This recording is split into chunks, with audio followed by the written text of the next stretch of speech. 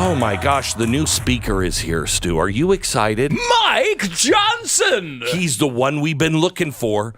He's the one. Now, let me tell you a little bit about what I know about Mike Johnson. Okay, now that we have that covered, let me tell you how I view this. The media loves Mike, or hates Mike Johnson. Today. Hates him. Oh, yeah. Yeah, hates him. Passionately hate him. Yeah. Mm-hmm. You remember when McCarthy was Hitler? Oh, yeah. He was the most right-wing speaker in history. Yeah, this is Hitler's Hitler. No. This is the one Hitler looked up to going, wow, that guy's bad. Yeah, I noticed this in the coverage. Uh-huh. All of a sudden, Kevin McCarthy's this like moderate guy that we could all understand and get along with. But Right. this guy, he's crazy. Ooh, he's nuts. Okay, so here's the thing. I'm just going to give you. I want you to view this in a different way. I remember being on the air when I don't remember, white or black smoke came out of the Vatican. And we're like, got a new pope. And the media was like, oh, we're going to hate all these popes. All these popes, they're bad popes. This pope is going to be a really bad pope. They're so bigoted. And then Francis, they pulled out the name and they were, immediately, within 10 minutes, everyone on CNN, MSNBC, everybody was like, oh, he's a good pope. He's one of the best popes ever. He's going to be, wow, we love this guy. And I remember looking at Stu saying, uh-oh, there's something really wrong with this guy, okay? So what did we do? We didn't know. We had a pretty good indication because the media loved him. Seeing that the media does not love Johnson, I think that's a pretty good sign.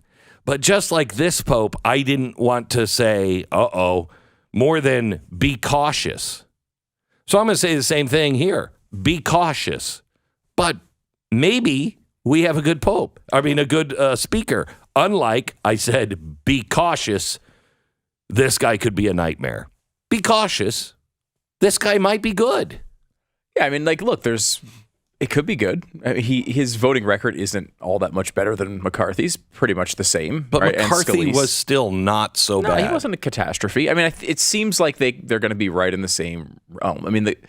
The question was, is the risk worth it for this type of outcome? As we said at the beginning, most likely what's going to happen is someone who's similar, like McHenry or McCarthy or Scalise, is going to be the guy who gets through. And that's probably what's happened here. It seems... Well, yeah, he is conservative. He's very good on issues like pro-life. But he didn't have that problem with McCarthy really either. And of course, they're not going to ban abortion while they only have the House. Right? That's not going to happen. So here's the thing. We're going to know quite quickly because we have the spending bill coming up. And what a surprise. It happens right before the holidays. Happens right before Thanksgiving. Huh.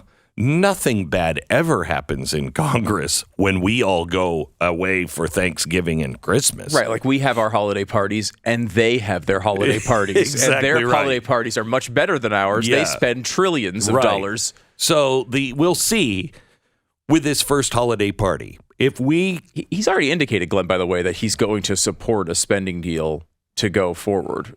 So this is not like a guy who's going to reverse the things that, Matt Gaetz said, for example, that he was opposed and he was upset about. This is a guy who's outwardly said he wants to sign a short-term spending deal to get us through these times so the government doesn't shut down. So, again, you're going to get, I think, similar...